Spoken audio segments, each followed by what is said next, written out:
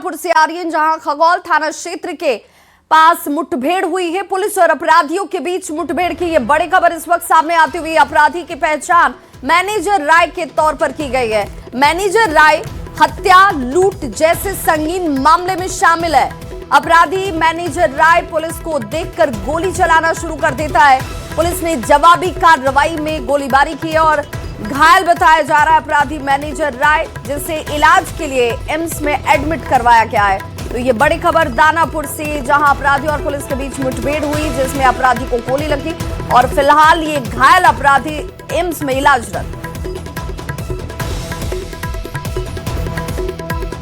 वहीं अररिया से बड़ी खबर, जहां नेपाल के सुनसरी जिले के लौकही में नेपाली पुलिस और तस्कर के बीच मुठभेड़ हो गई है। मुठभेड़ में एक 45 वर्षीय विजय शाह की मौत हुई है। मृतक नेपाल के लौकही गांव का निवासी बताया जाता है।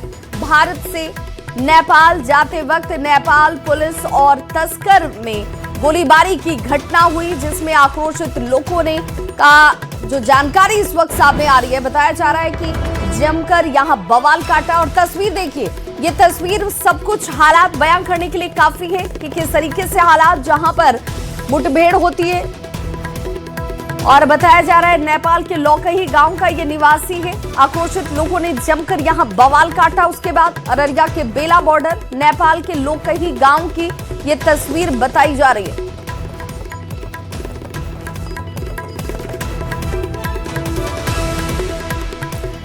बड़ी खबर मोतिहारी से, जहां एक बार फिर से एक डॉक्टर की लापरवाही ने मरीज की जान ले ली। मामला जितना थाना क्षेत्र का है। करीब 1.5 साल पहले प्रसव के लिए एक महिला का ऑपरेशन किया जाता है और डॉक्टर संगीता कुमारी ने अपने नर्सिंग होम में ऑपरेशन किया था। और इसी दौरान डॉक्टर ने पेट में बच्चे के जन्म के दौरान बड़ी लापरवाही की। 25 साल की मरीज उषा देवी के पेट में कैंची छोड़ दी जाती है, जिस वजह से बीच बीच में महिला को पेट में दर्द की शिकायत रही, लेकिन दर्द की वजह उसे पता नहीं चल पा रही थी। दवा देकर दर्द को दबा दिया जाता था। 2 दिन पहले महिला उषा देवी के पेट में तेज दर्द होता है, तो परिजन उसे दूसरे डॉक्टर के पास लेकर गए, जहां एमआरआई करने पर मरीज के पेट में कैंची का पता चला, जिसके बाद दूसरे अस्पताल में ऑपरेशन किया गया, लेकिन कैंची निकालते ही महिला की मौत हो गई। जिसके बाद परिजनों ने आरोपी डॉक्टर संगीता कुमारी के खिलाफ कार्रवाई के लिए पुलिस में अब शिकायत दर्ज करवाई है।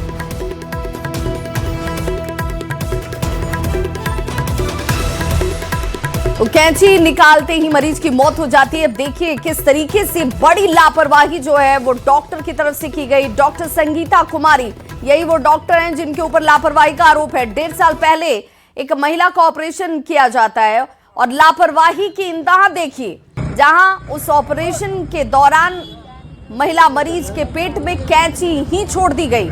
महिला दर्द से परेशान रहती है और जब दर्द असहनीय हो जाता है, उसके बाद जब एमआरआई करवाई गई तो 1.5 साल का वक्त हो चुका था।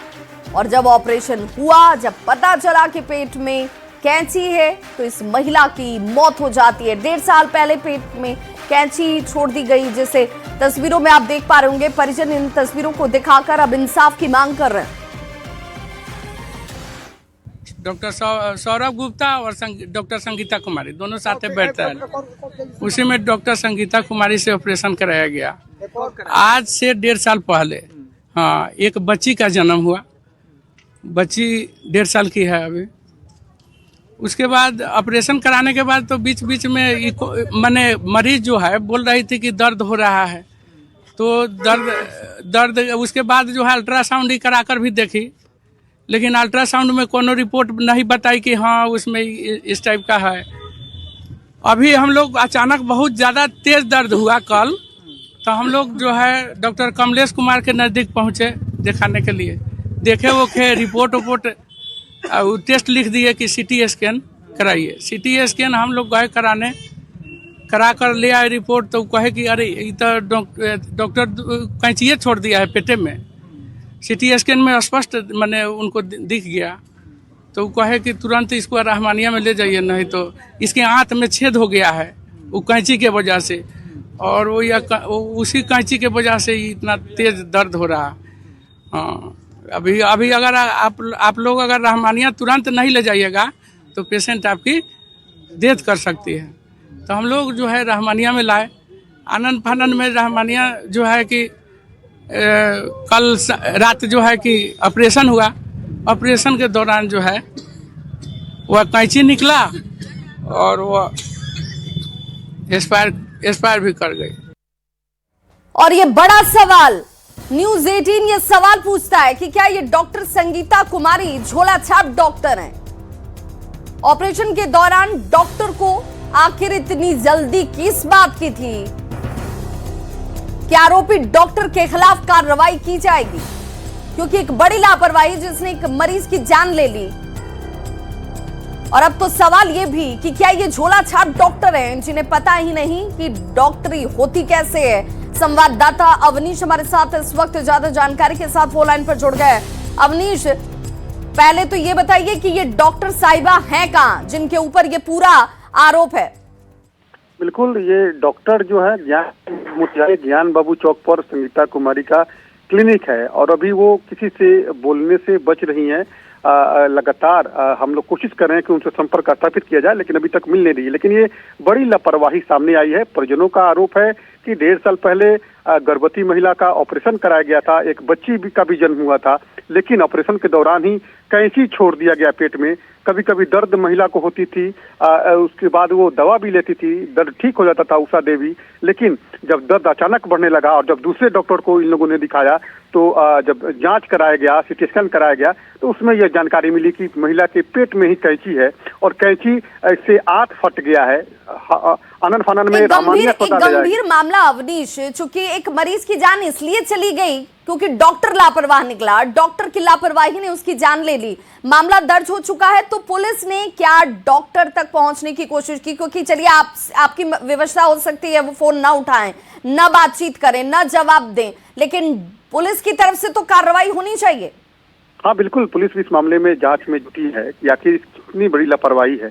एक महिला की जान तक चली जाती है डॉक्टर की लापरवाही के कारण। परिजनों ने जो आरोप लगाया है कि महिला को जब दर्द हुआ और उसके बाद हम लोग दूसरे डॉक्टर को दिखाने गए, तब ये जांच में पता चला कि पेट में कैंची है। तो हमें लगता है कि ये जांच जरूर पुलिस करेगी। और वैसी स्थिति में बड़ी लापरवाही सामने आई है कि एक डॉक्टर की गंदी करतूत के कारण जो है एक मरीज की जान चली गई है। और महिला चूंकि झोला छाप डॉक्टर भरपूर मात्रा में है जो ऐसे क्षेत्रों में काम कर रहे हैं, जिनके पास डिग्री है भी या नहीं ये भी बड़ा सवाल है, कितने जानकार हैं ये भी बड़ा सवाल है, और इनके भरोसे उन इलाके के लोग जो है इलाज करवाते हैं। तो ये भी क्या जांच के दायरे में अब आएगा कि आखिर ये डॉक्टर साहिबा क्या सचमुच डॉक्टर हैं या झोला छाप डॉक्टर हैं?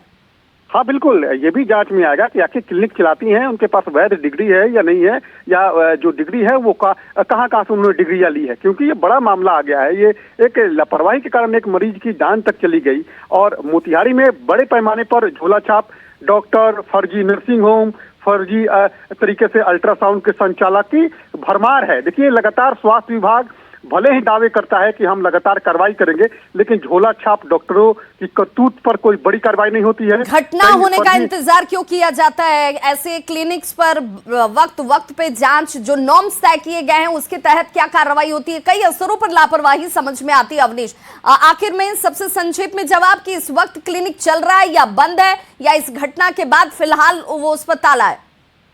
नहीं, अभी क्लिनिक चल रही है। ये दोनों पति पत्नी दोनों क्लिनिक चलाते हैं, लेकिन अभी फिलहाल जो है कोई भी बोलने से जरूर बच रहा है, लेकिन क्लिनिक का संचालन हो रहा है। दोनों पति पत्नी दोनों डॉक्टर हैं, डॉक्टर सौरभ और डॉक्टर संगीता, ये दोनों पति पत्नी हैं। एक प्रसूता विभाग की डॉक्टर है। पुलिस पहुंची है, बातचीत की है, सवाल जवाब हुआ है?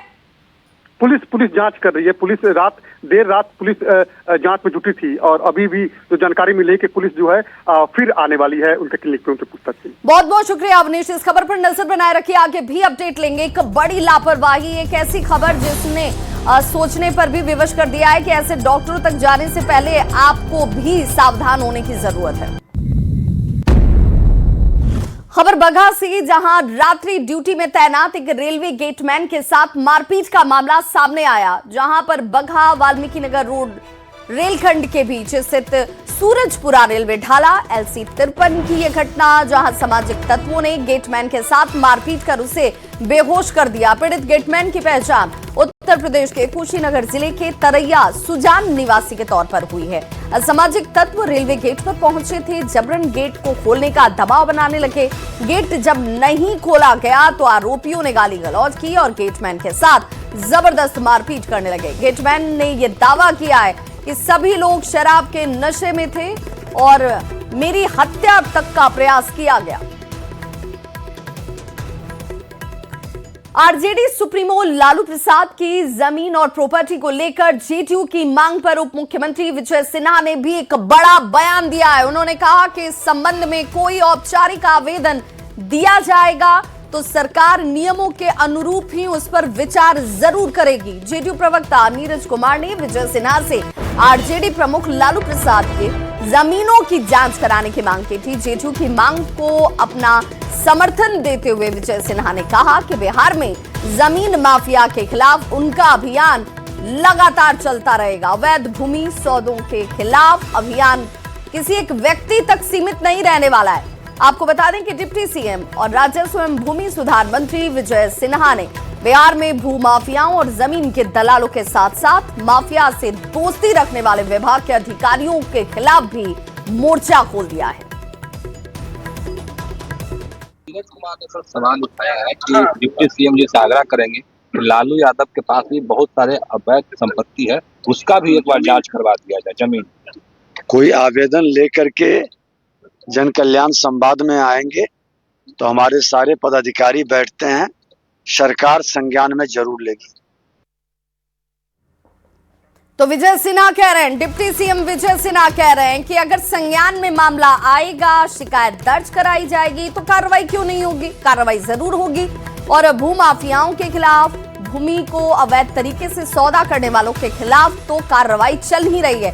हालांकि आपको बताते चलें कि जेडीयू के मुख्य प्रवक्ता हैं नीरज कुमार, उनकी तरफ से ये कहा गया था कि लालू प्रसाद की कई ऐसे जमीन हैं जिसकी जानकारी शायद पब्लिक डोमेन में नहीं होगी, लोगों को नहीं जानकारी है, लेकिन ये जानकारी सामने आनी चाहिए और ऐसे जमीन को लेकर जांच होनी चाहिए, जिस पर डिप्टी सीएम और राजस्व एवं भूमि सुधार मंत्री विजय सिन्हा ने कहा है कि बिहार में भू माफिया और जमीन के दलालों के साथ साथ माफियाओं की दोस्ती पर हमारी नजर जो है वो बनी हुई है। और आरजेडी से प्रवक्ता मृत्युंजय तिवारी जी हमारे साथ जुड़ गए। बहुत स्वागत मृत्युंजय जी आपका। धन्यवाद। जेडीयू की तरफ से ये मांग की गई है कि भाई लालू प्रसाद के पास अथाह जमीन है और ऐसे कई जमीन हैं जिनकी जानकारी ही नहीं है। उन्होंने डिप्टी सीएम से कह दिया कि भाई जांच करवाइए और एक एक जमीन को खोज कर निकालिए। देखिए, केंद्र से लेकर राज्य तक में इनकी सरकारें हैं। ये सिर्फ ये सब मुद्दे पर बयान दे करके ऐसे विषयों को उठाते हैं। ये असली जो मुद्दा था, जो सरकार ने चुनाव में वादा किया, वो सब पर तो कोई अभी 1 करोड़ नौकरी देने का वादा है। 2 महीना 3 महीना सरकार को होने वाले हैं, कितने लोगों को नौकरी मिला? अभी तो 1,90,000 माताओं बहनों को कब देंगे खाते में, ये बताएं। ये काम करना नहीं है। चुनाव खत्म हो गया है, चाहे जिस भी रूप में हो, वो सत्ता में है तो बिहार की भलाई की चिंता नहीं है। आदरणीय लालू जी के फोबिया से ग्रसित है। ये 30 साल से यही कैसेट बज रहा है। नहीं, मतलब लालू जी के पास ऐसी अवैध तरीके से जमीन है, अगर होगी भी तो जांच करा लेनी चाहिए। आप एजेंडा मत सेट कीजिए। मृत्युंजय जी मेरा तो सीधा सवाल है, मृत्युंजय जी मेरा तो सीधा सवाल है, आप सिर्फ इतना बताइए। मृत्युंजय जी आप सीधा ये बताइए, मेरा सवाल पहले सुन लीजिए, पहले मेरा सवाल सुन लीजिए, फिर उसके बाद जवाब आप दीजिए। मैं ये कह रही हूँ कि अगर जांच की मांग की भी जा रही हो, अगर कुछ अनुचित नहीं है तो इस पर तो कोई आपत्ति भी नहीं है। तो हमने क्या कहा? हमने तो पहले लाइन में कहा ना कि दिल्ली से लेकर पटना तक सरकारें उनकी हैं, सारी जांच एजेंसियां उनकी हैं, शासन प्रशासन उनकी है। ठीक, नीरज जी जुड़ गए, नीरज जी जुड़ गए, नीरज जी जेडीयू के मुख्य प्रवक्ता नीरज जी हमारे साथ जुड़ गए। बहुत स्वागत नीरज जी आपका। आखिर आप मांग जो कर रहे हैं, तो मृत्युंजय जी कह रहे हैं कि क्या आप जाइए, आपके पास तो तंत्र भी है, व्यवस्थाएं भी हैं, सरकार अगर यही सबसे महत्वपूर्ण मुद्दा मानती है और उसे लगता है कि कुछ गड़बड़ है तो पकड़ लीजिए। नहीं, महत्वपूर्ण मुद्दा हमारे लिए नहीं है, लेकिन सार्वजनिक जीवन के लिए है। भाई महुआ बाग में मकान बन रहा है, वह आलीशान किला है, अभी बनने में समय लगेगा। तो टेम्पोररी अरेंजमेंट के तहत कौटिल्य नगर में उनके साले ने बयान दिया था कि वह CISF को किराया पर दिया गया है। अब मैं नहीं समझ पा रहा हूँ कि उसके बाद का एक प्लॉट ही नया प्लॉट कैसे आ गया और ये बदलाइन हुआ है। मैं पूरी जानकारी के साथ कह रहा हूँ। तो ये टेम्पोररी अरेंजमेंट वो है, उसका दस्तावेज है। तो मेरा यह कहना है कि भाई बिहार के लोग मैंने जीवन की चुनौती से जूझते हैं। आप 6 महीना रहने के लिए एक फिर आलीशान मकान बना रहे हैं, क्या मतलब इसका है? सार्वजनिक जीवन में जीने का आपको अधिकार है, ये कोई मतलब होगा? ये बताइए, आदरणीय लालू प्रसाद जी के परिवार में 2 माननीय मुख्यमंत्री हैं। जैसे सुपुत्र श्री तेजस्वी यादव जी पूर्व उप मुख्यमंत्री रहे हैं, विपक्ष के नेता हैं, उनकी पुत्री माननीय सांसद रही हैं। ये सब जो लोग इस तरह अनर्गल प्रलाप कर रहे हैं, ये तो 30 साल 35 साल से 3 दशक से ज्यादा समय से सुनते जा रहे हैं। लेकिन कार्रवाई क्या हुई, क्या काम किया?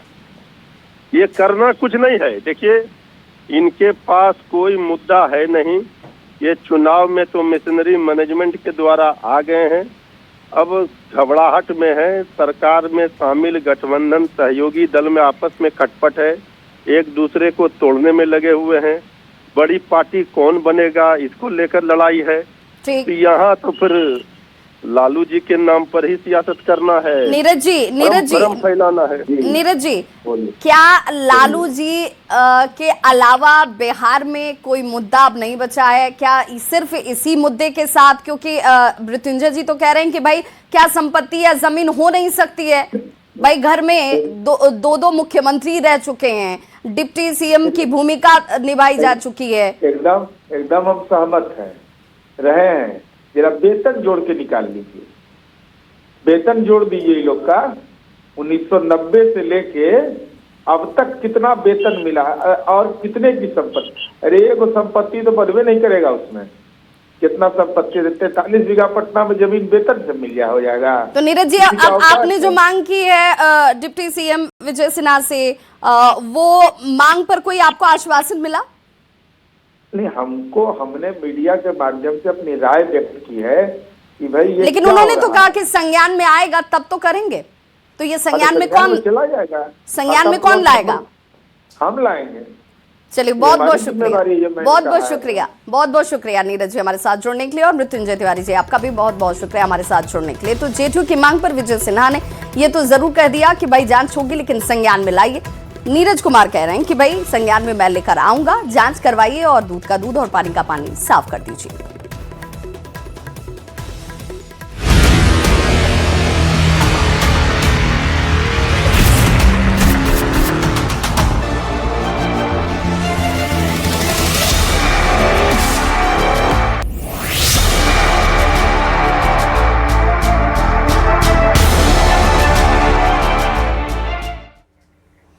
और अब बात सर्दी के सितम की, तो बिहार में 5 जनवरी तक ठंड से लोगों को राहत नहीं मिलने वाली है। पूरे बिहार में कोल्ड डे और कोहरे को लेकर अलर्ट जारी कर दिया गया है। पछुआ हवा की वजह से राज्य भर में कनकनी बढ़ गई है। अगले 48 घंटे में 2 से 3 डिग्री तापमान और ज्यादा लुढ़क सकता है, गिर सकता है। अब इससे अंदाजा लगाइए कि ठंड किस स्तर पर जा सकती है। पिछले 24 घंटे में सबसे ज्यादा ठंडा अगर कोई जिला रहा तो सीवान रहा, जहां पर 5.8 डिग्री तापमान दर्ज किए गए। कोहरे की वजह से विजिबिलिटी 10 से 20 मीटर तक सिमट कर रह गई है। बिहार में कोल्ड डे और कोहरे को लेकर मौसम विभाग ने अगले 48 घंटे के लिए ऑरेंज अलर्ट तक जारी कर दिया है। पछुआ हवा की वजह से हाड़ कपाने वाली ठंड इस वक्त बिहार में पड़ रही है और यही वजह है कि जनजीवन पर इसका बुरा असर नजर आता है। कोहरे की वजह से विजिबिलिटी बहुत कम है, 10 से 30 मीटर, कहीं कहीं उससे भी कम दर्ज किया जा रहा है, यानी कि सड़क पर चलना भी इस वक्त दूभर है। बिहार में नए साल की शुरुआत होते ही ठंड और कोहरे की दोहरी मार से लोगों का जीना मुहाल हो गया है। बढ़ते ठंड को लेकर मौसम विभाग ने भी राज्य के 38 जिलों में ऑरेंज अलर्ट जारी कर दिया है। यानी कोहरे के साथ साथ जो कोल्ड डे है उसको लेकर ऑरेंज अलर्ट जारी किया गया है और मौसम विभाग ने लोगों से एहतियात के साथ सावधानी बरतने की भी अपील की है। बता दें आपको कि जो विजिबिलिटी है लगभग 10 से 30 मीटर के बीच पहुंच गई है, क्योंकि हवाई सेवा, रेल सेवा और सड़क यातायात जो है पूरी तरह से प्रभावित होता हुआ नजर आ रहा है। तो ये तस्वीर आपको राजधानी पटना की दिखा रहे हैं और देर रात से ही आसमान में कोहरे छाए रहते हैं और उसके बाद सुबह तक लोगों को राहत नहीं मिलती है। अगले 5 जनवरी तक ठंड से राहत मिलने की कोई उम्मीद नहीं है और इस दौरान जो है अधिकतर जिलों में न्यूनतम तापमान में 2 से 3 डिग्री जो है उसमें गिरावट हो सकती है। यानी पिछले 24 भागलपुर और आसपास के जिलों में 4 जनवरी तक लोगों को ठंड से राहत नहीं मिलने की संभावना है और शीतलहर और कोहरे को लेकर मौसम विभाग ने चेतावनी तक जारी कर दी है। देर रात से ही सिल्क सिटी घने कोहरे की चादर से लिपटी हुई है। अधिकतम और न्यूनतम तापमान में भी गिरावट दर्ज की गई है। भागलपुर सहित आसपास के जिलों में ठंड बढ़ने से जहां लोगों की दिनचर्या प्रभावित हुई है, तो वहीं कोहरे ने रफ्तार पर ब्रेक लगा दी है। आज सुबह सुबह भागलपुर का जो मौसम है वो पूरी तरह से बदला हुआ नजर आ रहा है। यह तस्वीर 4 लेन की है और देख सकते हैं कि किस तरह से घने कोहरे के चादर में जो सिल्क सिटी है वो लिपटी हुई नजर आ रही है। विजिबिलिटी काफी कम है, ऐसे में खासकर वाहन चालकों को भी खासा परेशानियों का सामना करना पड़ रहा है। आप कहाँ जा रहे हैं? मैं अमरपुर जा रहा हूँ। अमरपुर क्या आज मौसम कैसा है? बहुत ज्यादा ठंड है, कुहासा भी बहुत ज्यादा है। हाँ, दिक्कत हो रही है गाड़ी चले दिक्कत तो हो रही है। दिक्कत हो रही है। कैसे चला रहे हैं वाहन? चला रहे हैं मतलब लाइट जलाना पड़ रहा है, इंडिकेटर जलाना पड़ रहा है। रफ्तार तो कम, बहुत कम हो गए हैं। 20 के स्पीड में हम लोग को जाना पड़ रहा है। परेशानी तो बढ़ा दी है, थोड़ी परेशानी बढ़ गई। चलिए एक बार फिर से तस्वीर देख लीजिए कि किस तरह से घना कोहरा छाया हुआ है और घने कोहरे के कारण जो विजिबिलिटी है वो काफी कम रह गई है। ऐसे में खासकर जो वाहन चालक हैं वो अपने वाहन का हेडलाइट जलाकर चला रहे हैं। बता दें कि आने वाले दिनों में मौसम विभाग ने मौसम बदलने की संभावना जताई है और खासकर लोगों को अब शीतलहर का भी सामना करना पड़ सकता है। विकास कुमार सिंह, न्यूज़ 18 भागलपुर। और बड़ी खबर इस वक्त आ रही है गया जी से, जहां पर ट्रेन से सोना लूट के मामले में बड़ी कार्रवाई की गई है। सोना लूट कांड में केस के आईओ को निलंबित कर दिया गया है। जांच में लीपापोती का आरोप और इस मामले में निलंबन की कार्रवाई। सोना लूट मामले में 4 जवान सहित जीआरपी थाना अध्यक्ष राजेश सिंह को निलंबित किया जा चुका है। सोना लूट के मामले में संलिप्त पाए जाने के बाद ये पूरी कार्रवाई जो है इस वक्त सामने है। थाना अध्यक्ष को जेल भेज दिया गया है और 20 नवंबर का ये पूरा मामला, जिसमें हावड़ा जोधपुर बीकानेर सुपरफास्ट एक्सप्रेस में इस वारदात को अंजाम दिया गया था और अब जांच में संलिप्तता की बात और लापरवाही की बात सामने आई है, जिसके बाद जीआरपी थाना अध्यक्ष को भेज दिया गया है जेल। तो इस बुलेटिन में बस इतना।